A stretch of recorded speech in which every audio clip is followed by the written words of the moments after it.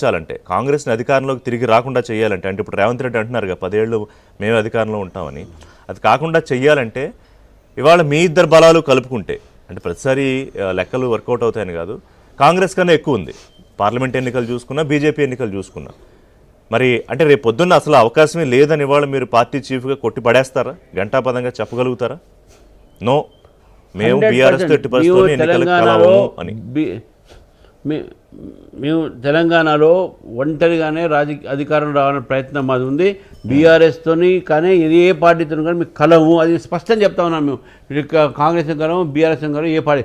నేను ఇంకోటి రిషి గారు నేను చెప్తా ఉన్నాను, ఈరోజు భారతీయ జనతా పార్టీ నేను గ్రోత్ చెప్పాను మీకు. మాకు గతంలో ఒక ఎమ్మెల్యే ఉండే, ఇప్పుడు 8 ఎమ్మెల్యేలు వచ్చారు. గతంలో ఒక ఎమ్మెల్సీ ఉండే, ఇప్పుడు 3 ఎమ్మెల్సీలు అయ్యారు. గతంలో మాకు 4 ఎంపీలు ఉండే, ఇప్పుడు 8 ఎంపీలు అయ్యారు. నేను ఈ పెరుగుతూ ఉన్నటువంటి వాతావరణంలో ఒక మాట చెప్తాను మీకు. ఈరోజు రాజకీయాల్లో తెలంగాణ ప్రజలు ఒక కొత్త ప్రత్యామ్నాయం కోసం చూస్తూ ఉన్నారు. నేను హిందీలో చెప్తా ఉంటాను, కాంగ్రెస్ కో టీఆర్ఎస్ కో దేఖా, కాంగ్రెస్ కో పర్ఖా, ఏక్ బార్ దో బీజేపీకి మౌకా.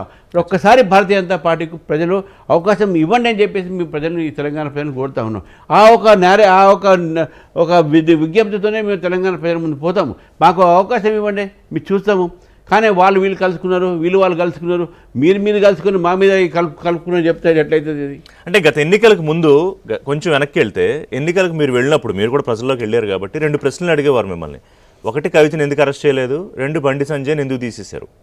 సార్ అప్పుడు ఏం జరిగిందో, మీ పార్టీలో అంతర్గతంగా ఏం జరిగింది, లేకపోతే పొలిటికల్ అండర్స్టాండింగ్స్ ఏంటి పక్కన పెడితే, ఇవాళ మళ్ళీ అలాంటి ప్రశ్నలు రాకుండా ఉండాలి అంటే కనుక ఏం చేయాలి? పార్టీ చీఫ్గా మీ స్ట్రాటజీ ఏంటి? అంటే పార్టీ క్యాడర్కి ఈ ప్రశ్న డిబేట్లో ప్రతిసారి చాలెత్తేదే. వాళ్ళు మేము అడుగుతాము, ఇంకా ఇంటర్వ్యూలకు పోతే ఏంటి మీ ఇద్దరు ఒకటేటి కదా ఎట్లా అని. అది రాకుండా ఉండాలంటే వన్స్ ఫర్ ఆల్ దానికి ఏదో గట్టిగా సొల్యూషన్ ఉండాలి. రాకుండా ఉండాలని మా ప్రయత్నం చేయాల్సిన అవసరం లేదండి. మరి ఎప్పుడు కలవలేదు దానికి ప్రయత్నం ఎందుకు కావాలి? వై షుడ్ బి యాక్టింగ్ చేయాల్సిన అవసరం లేదు. ఇది వాస్తవము. We are not one. ఒకటి. రెండవది, ఈడీలు కానీ ఈ కేసులు కానీ ఇవన్నీ కూడా పార్టీకి సంబంధం ఉండదు రిషి గారు. ఇది గవర్నమెంటల్ డిసిషను, ఒక ఇన్వెస్టిగేటింగ్ ఏజెన్సీస్ డిసిషను. వాళ్ళు చేసుకున్నటువంటి వాళ్ళ ఇన్వెస్టిగేషన్ ఒక ప్రక్రియ, ఒక న్యాయ ప్రక్రియ. అది ఈ న్యాయ ప్రక్రియకు బీజేపీకి ఏం సంబంధం ఉంటుందని why should be comment? Arrest చేస్తారా, జైల్లో పెడతారా? జైల్లో పెట్టారా? రాజకీయాలకి పార్టీలో మారడానికి కేసులకి సంబంధం లేదు అంటే మీరు చెప్పండి, నమ్ముతారా? ఇవాళ పరిస్థితి ఉందా దేశంలో? నమ్ముతారనే వాస్తవం ఉంది కాబట్టి చెప్తున్నాను. ఇప్పుడు మీ ఈడీకి మాకేం సంబంధం అంటే, ఈడీ ఇన్వెస్టిగేషన్ చేస్తుంది, సిబిఐ ఇన్వెస్టిగేషన్, అవి దర్యాప్తు ఏజెన్సీలు. దర్యాప్తు ఏజెన్సీలకు పార్టీకి ఏం సంబంధం ఉంటుందంటే, మా పార్టీ ఏదైనా సిబిఐ ఆఫీసర్లా, మా పార్టీలో ఉన్న లేదా ఈడీ ఆఫీసర్లా? మేము పొలిటికల్ లీడర్స్. మేము ఇప్పుడు రేవంత్ రెడ్డి ఏమంటున్నారంటే, రేవంత్ రెడ్డి కాళేశ్వరం కమిషన్ వ్యవహారంలో ఇక తుది దశకు వచ్చింది. పీసీ ఘోష్ నివేదిక ఇస్తుంది. ఈ లోపు సిబిఐకి ఇవ్వండి మీరు అందరూ అడుగుతున్నారు మీ పార్టీ నాయకులు. సో దాని మీద కూడా ఆయన ఏంటంటే, సిబిఐకి ఇస్తే ప్రొటెక్ట్ చేసుకుందామనా కేసీఆర్ని అని. సార్, ఈరోజు భారతదేశంలో మీరు ఎన్ని విమర్శలు చేసినా CBI is only investigative agency which is having some credibility. ఆ క్రెడిబిలిటీకి చెప్తారు. మేమే కాదు, చాలామంది కాంగ్రెస్ వాళ్ళు కూడా చాలామంది అడుగుతారు, ఏమని సిబిఐకి ఇవ్వండి అంటారు. ఎందుకంటారంటే దట్ ఈస్ హ్యావింగ్ క్రెడిబిలిటీ.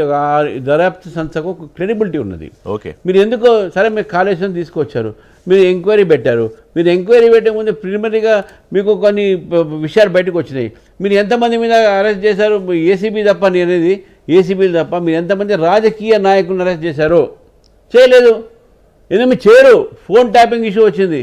మీరు రాజకీయ నాయకులు ఎంతమంది మీరు పోరు. ఎందుకంటే మీకున్నటువంటి మంచి సంబంధం అట్లున్నది. కాబట్టి ఏంటంటే, అప్పుడు వీళ్ళ ఇన్వెస్టిగేటింగ్ ఏజెన్సీస్ మాకు నమ్మకం లేదు. తెలంగాణ ప్రజలకు వాస్తవాలు తెలవాలంటే ఈ సిబిఐ మాత్రమే వాస్తవాలను బయట పెడతామని చెప్పి మేము నమ్ముతున్నాం. కాబట్టి సిబిఐకి ఇవ్వండి అని అడుగుతున్నాం. మీరు ఎందుకైనా